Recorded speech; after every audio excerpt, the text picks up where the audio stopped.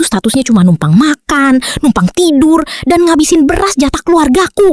Banyak alasan kamu perempuan licik. Bikin bolu pandan gundulmu itu. Orang miskin udik kampung kayak kamu mana bisa bikin kue enak. Paling juga bantet keras kayak batu bata kuemu itu.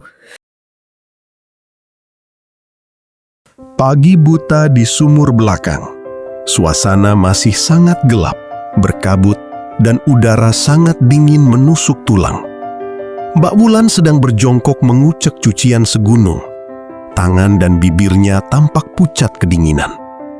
Tiba-tiba, Ningsih datang dengan gaya sombong, membawa seember penuh baju senam ketat yang kotor, lalu dengan kasar menumpahkannya begitu saja ke dalam bak cucian, tepat di depan wajah Wulan.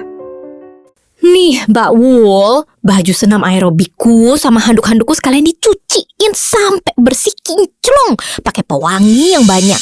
Awas lo ya, kalau nanti pas kering baunya masih apek kayak cucian minggu kemarin. Jam 10 nanti aku kan mau kumpul sama besti-besti sosialitaku di balai desa. Masa bajunya bau matahari? Malu dong sama followers Instagramku yang ribuan itu. Astagfirullah, Ningsih. Cucian bajunya Mak Jum sama kemeja kerjanya Mas Bimo aja ini masih numpuk. Belum kelar aku bilas semua. Kamu itu kan badannya sehat, tenaganya masih kuat. Mbok ya baju senammu yang tipis-tipis itu kamu kocek sendiri, Tondu. Ini air sumurnya juga lagi melimpah banget, mumpung pagi buta.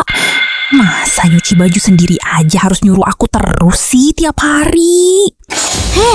Kok berani-beraninya sekarang mulutmu ngelawan perintahku? Hah? Mbak itu harusnya sadar diri dan ngaca dong. Di rumah ini Mbak itu statusnya cuma numpang makan, numpang tidur, dan ngabisin beras jatah keluargaku. Wajar dong kalau Mbak harus bayar sewa kamarnya pakai tenaga jadi babu gratisan di rumah ini. Udah deh, kerjain aja, gak usah banyak mulut.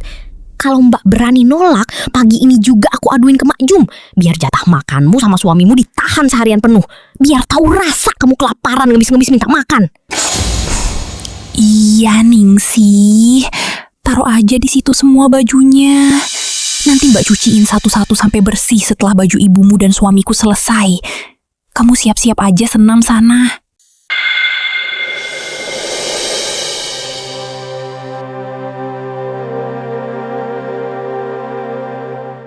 Siang bolong yang terik di jalan tanah dekat kebun pisang. Matahari bersinar sangat terik menyengat kulit.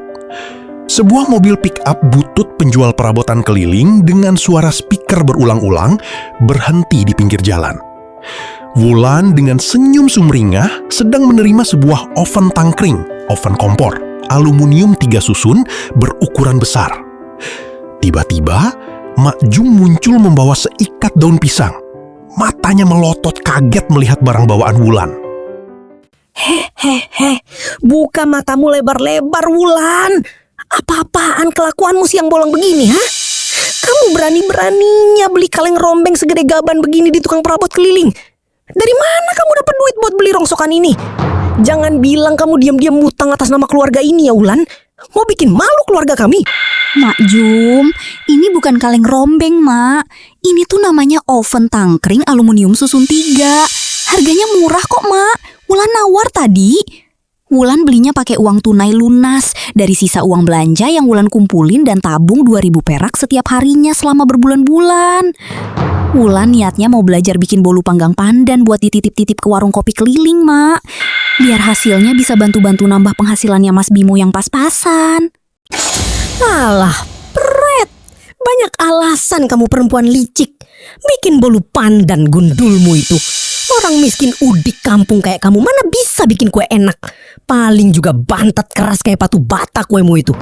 Lagian, uang sisa belanja 2.000 yang kamu kumpulin itu kan asalnya dari gaji bulanan uang anakku. Berarti kamu diam-diam nyolong dan nilep duit keringatnya si Bimo cuma buat beli barang rongsok gak berguna ini. Dasar perempuan pengeretan. Bisanya cuma bikin melarat dan ngabisin harta keluarga aja kamu ini. Astagfirullahaladzim, Mak Jum. Demi Allah, Wulan gak pernah sepeser pun nyolong uang Mas Bimo buat jajan pribadi Wulan. Mak lihat sendiri kan, daster yang Wulan pakai tiap hari udah robek-robek dan jahitannya lepas semua. Wulan rela gak beli baju baru bertahun-tahun demi kumpulin modal beli oven ini. Masa Wulan ada niat baik mau usaha mandiri buat bantu keluarga malah dicaci maki dan dituduh maling begini sih, Mak? Di mana hati nurani Mak Jum?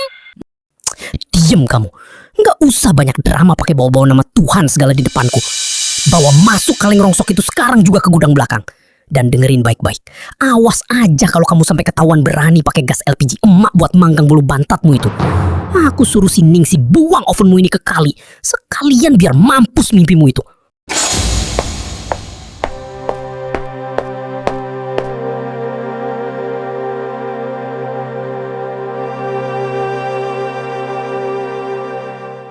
Tengah malam, di gudang samping rumah yang sempit, hujan rintik-rintik turun menambah hawa dingin.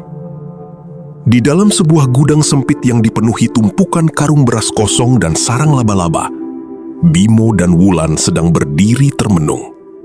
Nyamuk beterbangan di sekitar mereka. Wulan menangis sesenggukan, menyembunyikan wajahnya. Sabar ya, Dek. Wulan, Mas bener-bener minta maaf atas kelakuan keluarga Mas. Mas sama sekali nggak nyangka kalau Mak Jum bakal setega itu. Nekat nyewain kamar tidur utama kita berdua buat anak kos baru dari pabrik sepatu tanpa bilang-bilang ke Mas. Dan sekarang kamu malah harus ikut menderita, kedinginan, disuruh tidur di gudang beras penuh nyamuk kayak gini. Mas ngerasa gagal banget jadi pelindung dan suami buat kamu, Dek. Nggak apa-apa kok, Mas Bimo. Wulan ikhlas tidur di mana aja, asalkan selalu ada Mas Bimo nemenin di sebelah Wulan. Cuma yang bikin hati Wulan bener-bener hancur dan sedih banget hari ini. Tadi sore, adonan kue bolu pandan yang udah Wulan kocok susah payah pakai tangan selama 2 jam malah dibuang begitu aja sama Ningsih ke selokan depan rumah, Mas. Katanya panci adonan Wulan bikin sempit dapur dan bau pandannya bikin dia pusing. Padahal besok subuh Wulan udah janji mau titip bulu perdana itu ke warungnya Bu Tejo buat dijualin. Impian Wulan dihancurin gitu aja, Mas. Astagfirullahalazim. Ini bener-bener udah keterlaluan dan kelewat batas kelakuan mereka, Dek. Selama bertahun-tahun ini Mas kerja banting tulang di pabrik. Mas selalu setor 80% gaji utuh Mas ke emak demi bakti anak ke orang tua. Tapi ini balasan mereka. Istri yang paling Mas cintai malah disiksa, ditindas, dan diperlakukan lebih rendah dari pembantu di rumah sendiri. Kita nggak bisa terus-terusan hidup dikasih makan racun begini, deh. Cukup sampai di sini kesabaran Mas. Mas janji demi Allah, besok keadaan ini bakal berubah total.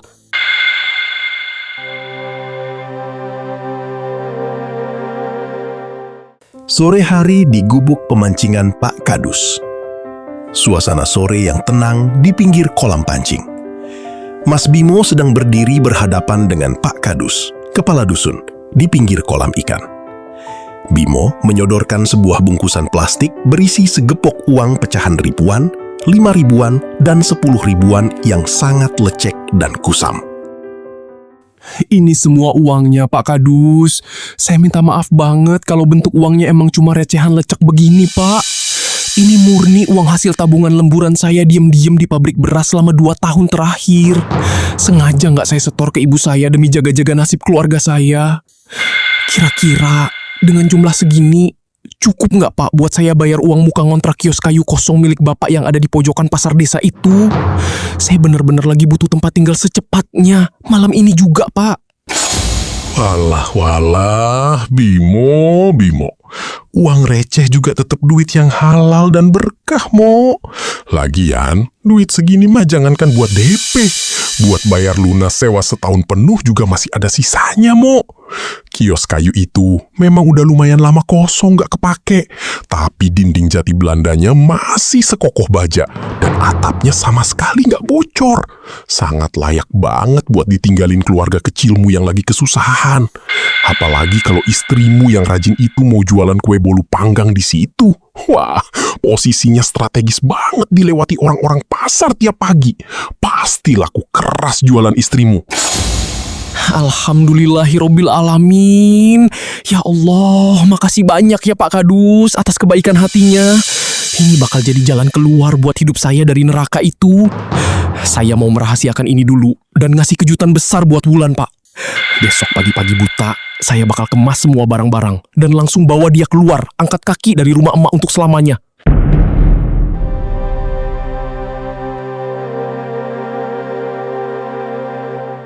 Keesokan paginya, di halaman depan rumah Mak Jum, Mas Bimo dengan wajah dingin dan tegas sudah mengikat oven tangkring aluminium milik Wulan di atas jok belakang motor bebeknya, berdampingan dengan sebuah koper butut yang hampir jebol. Mak Jum dan Ningsih yang baru bangun tidur berlari keluar rumah dengan wajah panik dan langsung teriak-teriak histeris. Wulan berdiri menunduk di dekat motor. Bimo? Anak durhaka kesambet setan alas, dari mana kamu pagi-pagi buta begini udah bawa koper sama kardus rongsokan segala? Hah? Mau kabur kemana kamu? Dan kamu Wulan, bukannya ke sumur nyuci piring kotor bekas makannya si Ningsih semalam, ini malah enak-enakan mau kelayapan pakai daster rapi? Balik ke dapur sekarang juga sebelum sapu lidi ini mendarat di punggungmu. Dengerin baik-baik, Mak.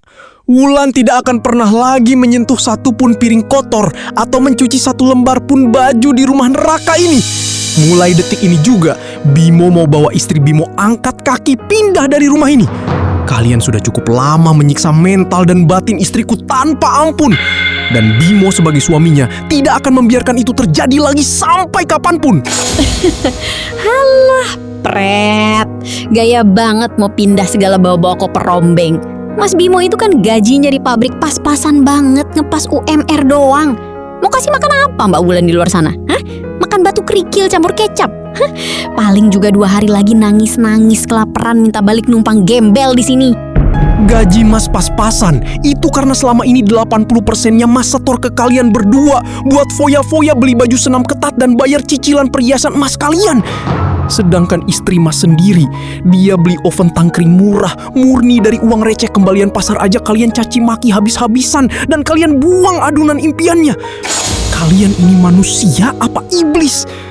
Dengerin ya Mak, Ningsih, mulai bulan depan, Bimo cuma akan kasih jatah bulanan ke emak secukupnya untuk biaya makan sewajarnya. Nggak ada lagi jatah foya-foya. Bimo mau fokus membangun rumah tangga dan membahagiakan satu-satunya wanita yang menemani Bimo dari nol, istri Bimo. Ayo Dek Wulan, naik ke motor. Kita pergi dari tempat terkutuk ini sekarang juga. Bimo, tunggu dulu Bimo. Jangan gila kamu nak. Kalau gaji kamu dipotong dan kamu pergi dari sini, terus siapa yang bayar cicilan motor metiknya si Ningsih bulan ini? Siapa yang bayar arisan emas-emak puluhan juta itu? Bimo, kamu bener-bener anak durhaka berani ninggalin ibu kandungmu demi perempuan gembel ini. Kualat kamu nanti hidup melarat, Bimo.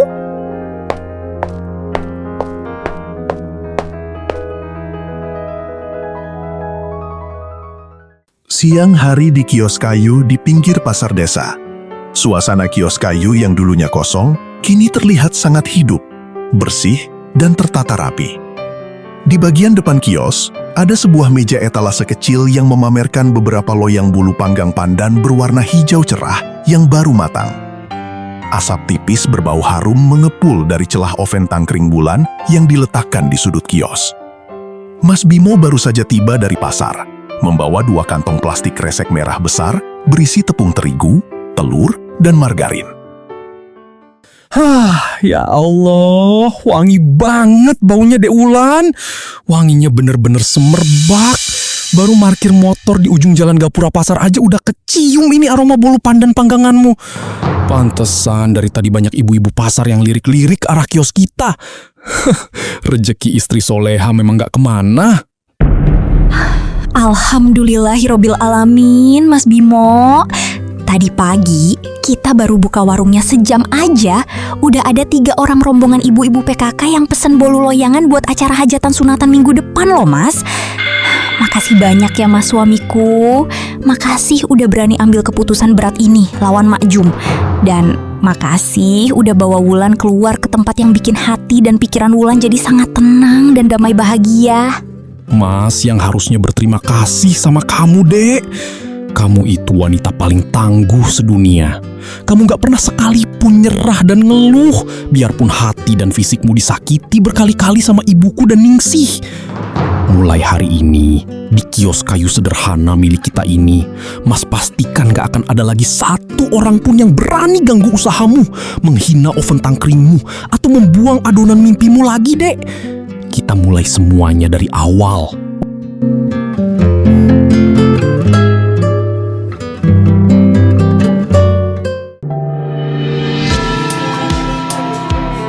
Setinggi dan semulia apapun derajat seorang ibu mertua dalam agama dan budaya, tidak akan pernah ada satupun pembenaran dan hak baginya untuk menindas serta menyiksa menantunya sendiri.